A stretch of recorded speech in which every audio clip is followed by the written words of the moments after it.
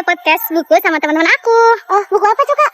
Bukunya banyak sih, Kak. Kalau mau nanti bisa tonton podcastnya ya. Boleh minta 5 menitnya nggak, Kak, buat spill skincare-nya? Boleh deh. Kakaknya mau tanya-tanya apa dulu nih? Dari body care dulu deh. Body care tuh nggak terlalu banyak sih. Kayak aku pakai sabun mandi, scrub sama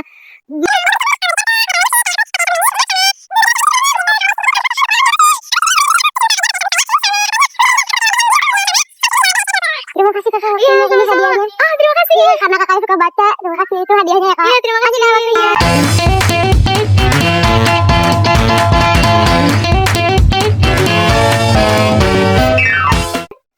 Assalamualaikum warahmatullahi wabarakatuh. Waalaikumsalam warahmatullahi wabarakatuh. Teman-teman pendengar, selamat datang di Uang yang Kita Ciptakan. Hari ini kita akan membahas terkait tentang perjalanan seorang wanita. Bagaimana sih cara kita merawat diri? Tentunya sebagai seorang wanita kita harus tumbuh dengan kelembutan. Di sini kita juga akan membahas tentang bagaimana sih cara untuk berbakti kepada kedua orang tua. Nah, pada kesempatan kali ini kita sudah berhasil mendatangkan 3 narasumber yang akan mereview 3 buku yang berbeda. Baik, diperkenalkan yang pertama ada Diana Puji dan Halo Mutia. saya misalnya dong.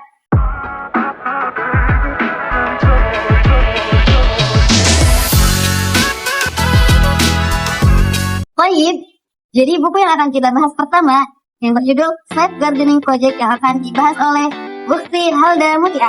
Halo semuanya, aku Halda Mutia. Aku akan mereview buku Self Gardening Project yang dituliskan oleh Kim Eun Choi. Jadi ini itu buku yang di-translate ke bahasa Indonesia seperti itu teman-teman. Jadi teman-teman, dalam buku ini Kim Eun Choi itu menuliskan bahwa diri kita itu sama seperti tumbuhan yang sebagaimana harus dirawat, dipupuk, ditanam dengan baik, dan diberi kasih sayang.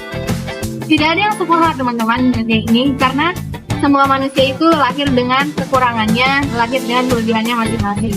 Maka dari itu, buku ini menjelaskan bahwa seringkali kita sebagai manusia dituntut untuk menjadi seorang yang sempurna. Apalagi kita nih teman-teman sebagai perempuan, seringkali harus dituntut cantik, lebih langsing mungkin, lebih primadona atau lebih pokoknya lebih plus gitu teman-teman. Colong. Sorry ya anginnya. Iya. Karena kita syuting di Iya. indoor ya. Kita lagi di alam banget Iya, indoor ya, outdoor. teman-teman. Terkesan seperti pemaksaan ya kalau kita dituntut untuk menjadi sempurna, sama halnya seperti tanaman yang baru kita tanam hari ini, yang kita menuntut tanaman itu gitu untuk menjadi besok kamu harus tumbuh ya. Nggak mungkin dong teman-teman, harus ada pemupukan, harus ada air mungkin kan untuk menyiram dia, dan itu juga dosisnya tidak boleh terlalu banyak. Nah, teman-teman, kemudian apa yang membuat kita di zaman sekarang itu sering sekali merasa insecure? Salah satunya teman-teman karena kita itu terlalu sering melihat orang lain. Wah, dia cantik banget ya. Atau perkataan orang lain yang masuk ke diri kita gitu. Kamu kok gendut banget sih kayak gitu. Contohnya gitu. Kok kamu pendek banget sih gitu.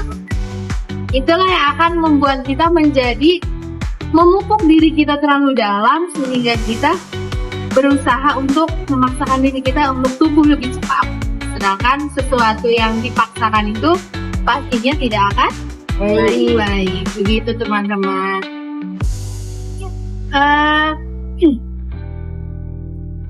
Intinya gini teman-teman. Sebenarnya yang kita cari dari self gardening project ini, bagaimana kita menumbuhkan jati diri kita untuk menjadi pribadi yang lebih baik, untuk menjadi pribadi yang bisa untuk menerima apapun yang ada di luar kita tanpa memasukkan insight yang berlebih gitu teman-teman. Karena teman-teman, diri kita ini tentunya pasti mempunyai kekurangan, banyak atau sedikit, setiap manusia pasti memiliki. Jadi teman-teman, karena kita mempunyai kebiasaan melihat orang lain lebih dari kita, sehingga itu yang terkadang menjadikan kita sebagai Gen Z sering sekali merasa diri kita kurang, diri kita tidak bahagia, diri kita terbebani. Nah, maka self-learning project ini memberitahu kita step by step untuk menjadi pribadi yang lebih baik dari sebelumnya. Mungkin kita teman-teman sedikitnya dari buku yang aku baca ini. Saya mau bertanya nih, apakah merawat diri itu indah dan harus selalu produktif? Enggak, sebenarnya merawat diri itu tidak harus selalu indah dan produktif. Karena seperti yang kita tahu ya, bunga mawar pun sedari dia tumbuh, dari dia biji, apakah dia terlihat indah? Tidak, gitu ya teman-teman. Karena dia harus dipupuk lagi, ditanam lagi, seperti yang tadi saya bilang gitu teman-teman. Harus step by step gitu, barulah jadi mawar yang indah, diri yang indah, seperti itu. Cukup. Nah teman-teman, tadi kalian udah dengar kan penjelasan dari buku yang Kak Halda udah review, yaitu Life Gardening Project. Sekarang kita lanjut bahas buku kedua yang akan dibahas oleh Ufti Semi Sanggita Putri. Halo teman-teman, di sini aku ingin mereview buku apa yang udah aku baca dan kesimpulannya dalam buku itu apa sih? Yang berjudul Wanita Itu Harus Kuat. Di dalam buku ini banyak orang yang termasuknya wanita yang masih banyak insecure-nya dari perihal badan, perihal rupa atau perihal ya pasti banyak lah ya. Pasti kurang, menurut dia tuh kurang lah, meskipun udah orang tuh dia tuh cantik. Dan di dalam buku ini tuh teman-teman, mohon maaf nih karena outdoor kita sudah tidak memungkinkan. Jadi kita harus pindah guys, sorry ya, kita potong dulu. Dadah dulu guys, Sampai jumpa di depan selanjutnya. teman-teman. Sekarang kita udah ada di indoor. Sorry ya, karena tadi tiba-tiba ya ada rintik-rintik hujan. Kan gak mungkin kita mau review sambil hujan-hujanan, romantis banget kan. Oke, baik, kita lanjut pembahasan kita tentang buku kedua kita. Silahkan. Jadi teman-teman, hari itu sudah hanya dari fisik. Mau kepribadiannya dia cerdas, dia pintar, itu sudah termasuk dirinya cantik. Nah, namanya manusia pasti ingin merasa lebih dan lebih. Nah, dari buku ini Kak, dibahas tentang bukan bagi wanita kita pernah mendapat dengan mudah. Wanita punya banyak versi sendiri, wanita di mata media, di mata sosial, masyarakat, atau bahkan wanita di mata keluarga bisa memiliki versi yang berbeda. Versi yang berbeda akan menciptakan perlakuan yang berbeda pula. Masih banyak nih pertanyaan-pertanyaan di kakak ini yang gimana sih caranya menjadi wanita yang kuat, wanita yang kayak aku harus kuat nih, aku harus cantik, aku harus dari segala hal itu. Dalam buku ini kita akan kembali membuka kesadaran tentang wanita yang sejatinya diri sendiri atau versi kita masing-masing. Kayak kita menjadi diri sendiri itu akan bakal terlihat cantik dalam orang, tidak hanya apapun itu. Jadi harus jadi diri sendiri ya Kak ya, biar kalian betul. nggak usah ikutin standar TikTok gitu Kak. Iya Kak, benar banget. Setelah kita tahu info dari buku ini, kita bisa jadi diri sendiri versi yang terbaik. Sekian dari aku. Terima kasih ya apabila ada kata-kata yang salah yang atau gimana, maaf. Bila itu saya Oke, itu dia tadi hasil review buku dari teman kita Semi. Bagus banget ya, isinya mantap banget. Jadi kalian harus baca buku ini juga. Ya, aku tuh tiba-tiba pengen jadi diri sendiri. Nah, gitu aja. Bagus. Pokoknya ini gacor banget jadi wanita yang kuat. Rekomen harus beli, judulnya Wanita Harus Kuat. Oke, kita masuk ke review selanjutnya yang berjudul Ayah Ibumu Pintu Sedangmu yang akan bawakan oleh teman kita Neza. Halo semuanya, kenalkan nama aku Neza Indra Putri. Di sini aku akan mereview buku yang berjudul Ayah Ibumu Pintu Sedangmu yang ditulis oleh Zaki Rahmawan. Jadi di buku ini tuh berisi tentang birrul walidain, tentang berbakti kepada orang tua, dan juga tentang kedudukan orang tua dalam Islam itu sangatlah tinggi. Di dalam buku ini juga penulis menegaskan bahwa ridho Allah itu tergantung pada ridho orang tua. Kenapa sih ridho Allah itu tergantung pada ridho orang tua? Karena mereka adalah perantara yang Allah pilih untuk menghadirkan kita ke dunia. Jadi kalau orang tua ridho maka Allah juga ridho. Tapi kalau orang tua murka maka bisa jadi itu penghalang keberkahan hidup kita. Berarti kita ini harus berbakti kepada orang tua. Ya, inti dari buku ini mengajarkan kita bagaimana cara kita berbakti kepada orang tua. Dulu walidain. Ya, Oke, saya mau tanya nih, kenapa dengan kita berbakti pada orang tua bisa mengatakan kita menuju surga dan ridho Allah? Jadi di dalam buku ini itu dijelaskan bahwa surga itu bukan hanyalah surga tempat akhir, tapi juga hadiah bagi orang yang memuliakan orang tuanya. Ya, juga. Nah, teman-teman, dari 3 buku tadi semuanya benar-benar ngajarin kita apa itu jadi wanita yang kuat, jadi wanita yang tangguh, dan semuanya tadi juga terakhir wanita yang berbakti atau anak yang berbakti kepada kedua orang tua. Jadi semuanya benar-benar buku-buku bagus guys, teman-teman. Jadi aku saranin banget kalian baca bukunya biar tahu lebih jelas dari bab 1 sampai akhir. Benar kan, Kak? Makasih ya guys, udah mau di-review bukunya. Sama-sama Kak, segmen ini. Mungkin nanti segmen kedua kita bakal ketemu lagi. Ya. Oke, makasih Kak. Terima kasih. A few moments later.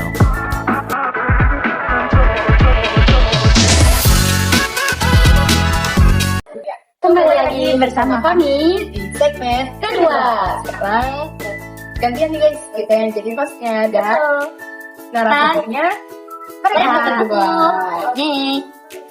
Nah, jadi teman-teman, setelah tadi perbincangan kita di 3 buku yang sebelumnya cukup panjang, sekarang kita beralih ke narasumber keempat dan kelima yang akan dibawakan oleh Untina Naura dan Untina Oja. Jadi teman-teman, setelah kita tadi membahas tentang menjadi wanita yang kuat, menjadi bagaimana tumbuh menjadi pribadi yang lebih baik dari tersebut, bagaimana menjadi anak yang berbakti atau berwalidain kepada orang tuanya. Kita akan melanjutkan kepada buku keempat yang berjudul As Long as the Lemon Tree Grows. Dia membahas tentang bagaimana caranya tetap menumbuhkan optimisme ya, di atas harapan yang hampir punah. Dan buku kelima yang akan dibawakan kau itu berjudul dengan Lupan Jarum Kecil di Lautan Ilmu Al-Quran. ini juga guys, ini sebagai obat bagi kita dari materi-materi yang tadi kita udah perbincangkan dari gimana insecure itu berada di kita yang ini kayak gitu, bagaimana yang awalnya rapuh betul menjadi obat Dengan judul buku ini, karena sebagai kita tahu ya teman-teman ya, Al-Quran itu disebut dengan obat. Karena hidup itu bukan selalu tentang tumbuh, tapi juga tentang kehilangan, tentang melepaskan, dan juga tentang menerima apa yang kita tidak minta. Lanjut saja ke narasumber kita yang pertama, yaitu Naura. Oke teman-teman, jadi kali ini aku akan review buku yang tadi sudah saya sebutkan, yaitu As Long as the Lemon Tree Grows. Buku ini ditulis oleh Zulfa Khatun. Yang tinggal di Zulfa Khatun ini orang asli Suriah yang sekarang tinggal di Kanada. Jadi dia bermigrasi dari Suriah ke Kanada. Nah, jadi buku ini berlatar belakang konflik yang terjadi di Suriah. Ada seorang wanita yang bernama Salama Kassab, yang dimana dia adalah pemeran utama di sini. Selama ini dia adalah seorang mahasiswi jurusan farmasi, yang dimana dia harus terpaksa bekerja atau menjadi sukarelawan di sebuah rumah sakit untuk mengurus para korban karena terjadinya peperangan Suriah ini ya. Nah, sebelum peperangan ini terjadi di Suriah, kehidupan Salama ini berjalan mulus, tidak ada masalah apa-apa, bahagia, pokoknya bagus lah jalan tol gitu ya. Nah, kejadian semenjak terjadinya konflik, Salama harus kehilangan ibunya, terus ayah dan kakaknya harus ditawan. Pokoknya kehilangan semua kebahagiaan dan masa mudanya lah. Kehilangan segalanya. Iya, dan itu benar-benar nimbulkan trauma yang gede banget di dalam diri Salama ini. Terus, jadilah dia menjalankan kehidupannya sebagai seorang perawat yang mengurus korban peperangan di suatu rumah sakit yang berada di kota Homs, yang salah satu kota di Suriah ini, tempat terjadinya peperangan. Nah, Salama ini dia punya temannya bernama Laila. Laila ini teman masa kecil sekaligus kakak iparnya Salama. Berarti istri dari kakaknya itu Hamzah, dari Hamzah. Nah, dulu Hamzah ini pernah berpesan kepada Salama kalau dia harus menjaga Laila sebelum ditawan ya. Sebelum Hamzah dan Ain ditawan, Hamzah ini berpesan tolong jaga Laila. Jadi ya upaya Salama, untuk satu-satunya upaya Salama agar bisa menjaga bayi yang Laila dan bayi yang ada dalam kandungannya itu adalah dengan keluar dari Suriah. Jadi mereka harus bermigrasi keluar dari negara Suriah. tentunya dengan tragedi yang terjadi pada si Salaman ini yang menyebabkan masa mudanya, kehilangan masa mudanya gitu lah, yang masa depannya dia juga ya. Yang harusnya dia juga senang-senang, terus belajar tentang depan, tapi dia harus terpaksa membela negaranya, berjuang untuk negaranya. Ya, keren banget. Nah,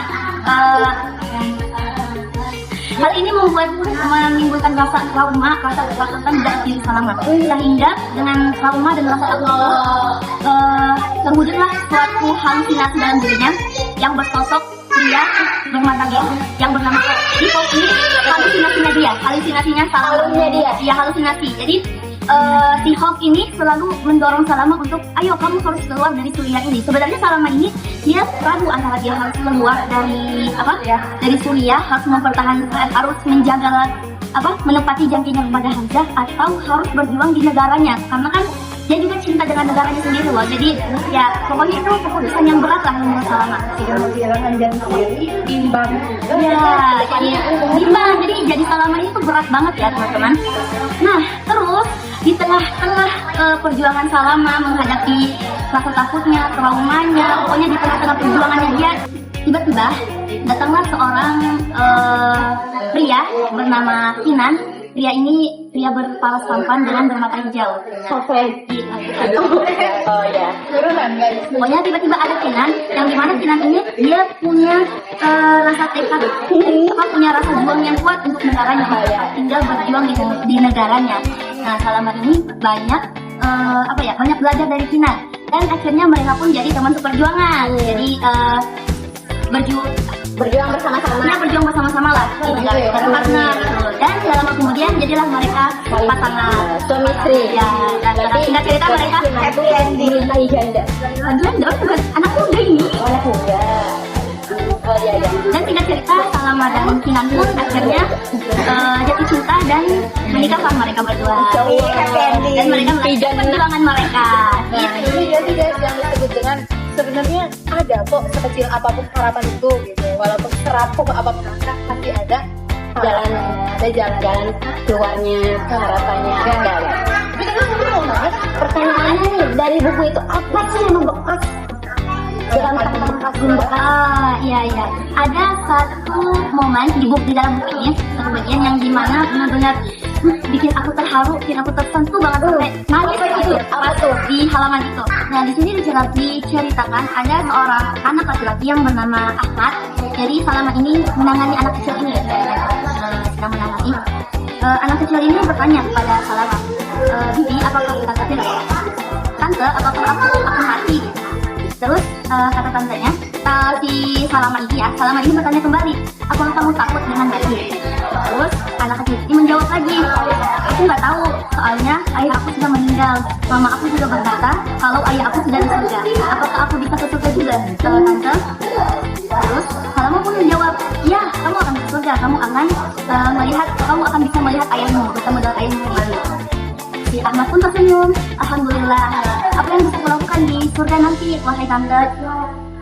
Salaman ini langsung terlintas di dalam pikirannya, bagaimana anak sekecil ini bisa tenang menghadapi kematiannya gitu. Akhirnya Salaman pun perlahan menangis dengan celutukan anak kecil ini. Nah, di situ Salaman pun menjawab, kamu bisa bermain sepanjang hari di sana. Ada banyak permainan dan makanan serta permen yang bisa kamu dapatkan di sana. Pokoknya apapun yang kamu mau, kamu bisa dapatkan di sana. Masih suci ya. Terus bertanya lagi nih, aku bisa nggak tante ngomong sama Tuhan gitu. Terus dijawablah, tentu kamu bisa juga berbicara dengan Tuhan. Setelah itu Salaman pun pokoknya tambah nangis gitu, tambah kejam, terharu gitu. Habis itu Salaman membacakan Al-Quran, dan terakhir di detik terakhirnya si Ahmad ini berkata, gak usah menangis tante, saat aku pergi ke surga nanti, aku akan menceritakan semuanya kepada Tuhan. Masya Allah. Jadi saya menangis tapi saya tersentuh banget. Merindingnya. Iya. Ya, merinding banget. Ingat, itulah tadi.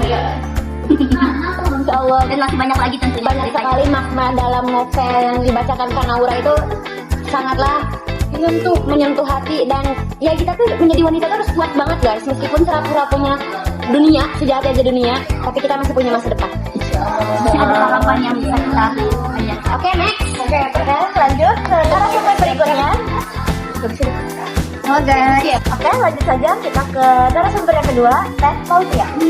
Hai teman-teman, ini aku mau nge-review buku yang berjudul Celupan Jarum Kecil di Lautan Ilmu Al-Quran.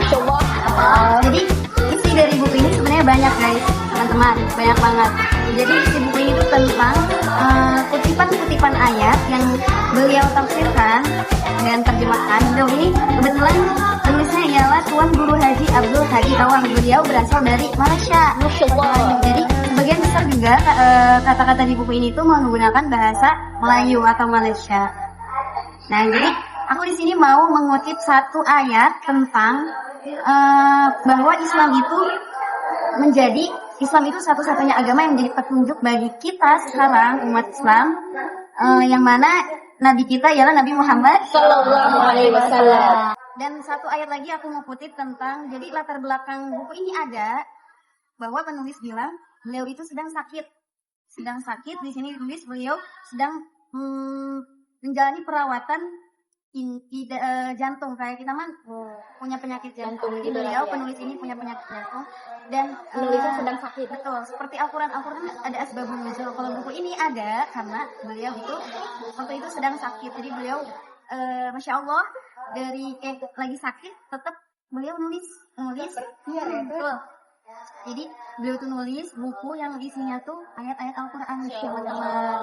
Itu sih yang buat aku terharu juga dan aku bersemangat bacanya. Real Al-Quran adalah yang dikatakan tadi Mas itu Al-Quran itu syifa, betul banget guys. Karena apa? Beliau ini semasa sakitnya tidak pernah lepas dari membaca Al-Quran. Ini yang terkadang kita lupakan teman-teman. Bahkan di waktu sehat. Betul. Jangan kadang kita kan ingat Allah tuh sakit aja gak sih guys? Tadi buku yang tadi juga kan berkaitan ya. Kayak yang pertama, pemateri kedua itu tentang jatuh ya, maksudnya kayak manusia tuh. Pokoknya guys, kalau kalian tuh lagi lelah, udah capek banget, udah kayak dunia tuh udah gak berpihak sama kita gitu. Kalau kata orang udah rapuh banget. Udah rapuh banget. Udah deh, cepat. Itu Al-Quran lagi kangen sama kamu. Masya Allah. Jadi dibuka. Sabar teman-teman. Al-Quran.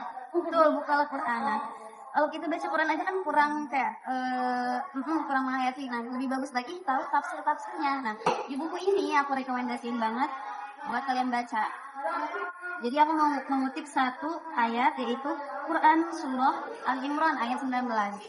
Teman-teman boleh buka Qurannya sendiri. Mungkin nggak usah saya bacakan ya, teman-teman. Jadi di sini tuh Islam menjadi petunjuk.